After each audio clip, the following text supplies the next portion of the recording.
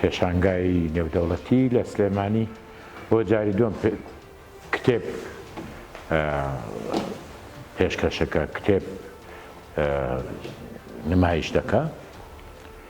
لە ڕاستیدا من خۆشحاڵم لەوەی کە باشە کتێب نمایشکردن. کتێب خۆی هەر بەو پێیەکێکە لە گرنگترین بەرهەمەکانی مرۆڤ و مرۆڤایەتی کردنەوەی پێشانگایەکی ئاوا کە ئەم هەموو دەستگا جیاوازانە هەم لە ڕووی کوالیتی کتێبەکانیانەوە هەم لە ڕووی ناوەڕۆک و بابەتی کتێبەکانەوە کۆبوونەوەیان لە شوێنێکی ئاوایە هەر بۆ خۆی ینی ڕووداوێکی گەورەیە جۆرێکە لە جەژنێکی ڕۆشنبیری. دیارەکردنەوەی پیشەنگاکە لەم کەشوهەوایە کە کۆرۆنایە و قەیرانە و ناومێدی هەیە خۆی لە خۆیان بە بڕای من دەستکەوتێکە کە نەیان هێژەم ساڵیش پیشەنگاکە دواکەوێ شانازیەکە بۆ شاری سلێمانی بۆ ئامادەکارەکانی پیشانگاکە و هەروەها بۆ کوردستانی. ئەم جۆرە پێشانگایانە هەم لای خوای پەروەردگار خۆشەویست و خوازراوە بکرێنەوە کە کتێبانێکی بەسوود بە گەنجان و بە کۆمەڵگایان ئاسێنن و هەم بۆ خەڵکیش جێی بایەخە و گرنگی خۆی هەیە. زۆر گرنگە لەم جۆرە پێشانگایانە لە هەموو شار و شارچیەکانی کوردستان بکرێتەوە بە دڵنیاییەوە ئەمە دەلیلە لەسەرەوەی زیاد ئاستی خوێندن و خوێندنەوە لە کوردستانە بەرەو قۆناغێکی باشتر بڕوات. ڕاستی شاری سلێمانی جوانیان جوانتر کرد. شاری سلێمانی کە نازناوی پایتەختی ڕۆشنبیریە بە کردار سەلماندیان کە دەبێت سلێمانی شاری ڕۆشنبیری بێ، پایتەختی ڕۆشنبیران و ئەدیبان و خوێنەران و نووسەران بێ. ئەمە پرۆژە و کارێکی استراتیجی گرنگە کە ئێمە لە پانتایەکی بچووکەوە لە هەرێمی کوردستانە با دەستە نەخشەیەکی نێودەوڵەتی واتوانێت پرد و پەیوەندێکی کۆمەلگای نێودەوڵەتی بە بازاری کتێب و بە ناوەندەکانی توێژینەوە و زانکۆکان و ناوەندە ئەدەبی و کەلتوری فەرنگیەکانەوە ببەستێتەوە. تێبینیم کرد هەرکات مەژوورەوە لە ١٨ زیاتری تۆ بڵێ ٩ گەنج بوون ئەوانی هاتوونە تا پیشانگایی کتێبی ئێرە.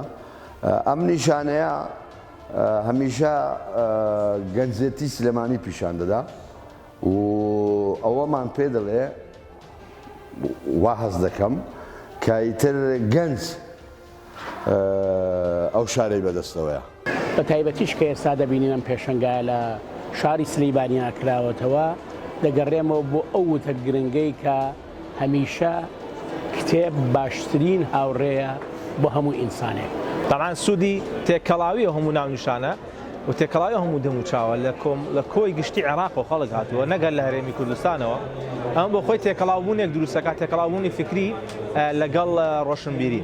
سەبارەت بەم پێشانگای سلێمانی دڵخۆشکەرە لەبەرەوەی کە کۆمەڵێک وەشانخانی باش بەشداریان کردووە ئەوەی کە سەرنجم زیاتر ڕاکێشە گەشەکردنی وەشانخانی کوردیە چەندین وەشانخانە تێیدا بەشدار بوون و ژمارێکی زۆر کتێبی باش هاتۆتە وەرگێڕان. ئەم پێشانگا ئەوە دووەم ساڵە یا ئەوە دووەم جارە لەلایەن کۆمپانیای ئەتلەسل ئەسیل و لەلایەن بەڕێوەبەرانی کۆمپانیا و ئەو کەسانەی کە هاوکاریانن دەکرێتەوە. ئێمە کردنەوەی پێشانگاکە و ئەنجامدانی وەکو چالاکیەکی ڕۆشنبیری زۆر بەرز دەنرخێنین و سوپاس و دەستخۆشییان لێ دەکەین. دەستخۆشی لە برایانی خۆشەویستی کۆمپانیای ئەسیلەکەم کە ئەم ساڵانە ئەم دیدار و میهرەجان و پێشانگا زۆر گرنگە بە نرخە ڕێگەخەن. کتێب مانای علم و سەقافەت و کولتور و ڕۆشنبیری و زانست دەگەیەنێ. هەر میلەتێک پەیوەندی لەگەڵ کتێب هەبێ پەیوەندی لەگەڵ علم و زانست و فەرهەنگ و ڕۆشنبیری هەیە. خۆشبەختین کە ئەم پێشانگایە کراوەتەوە لەڕێی ئەو بەڕێزانە و ئەزیزانەوە کە کاراسانیان کردووە. من گوزەرێکم کرد بە ناو کتێبەکانە هەست دەکەم ساڵ بە ساڵ کتێبی باشتر نایابتر دەرەچێت. دەستخۆشی لە ڕێکخەرانی ئەم پێشانگانە دەوڵەتی کتێبەکەم یەکێک لە بنەماکانی چەسپاندنی ئەوەی کە سلێمانی شاری ڕۆشنبیریە ئەم جۆرە چالاکیانەیە. هیوادارم ساڵانە بەردەوام بێ باشتر و باشتر بێ قەرەباڵغتر بێ زۆرترین خوێنەر و زۆرترین خەڵکانێکی ئەوەی کە پێویستیان بە کتێب پێ سەردانیان زۆرە پێشەنگایانە بکەن و زۆر سپاسدانە.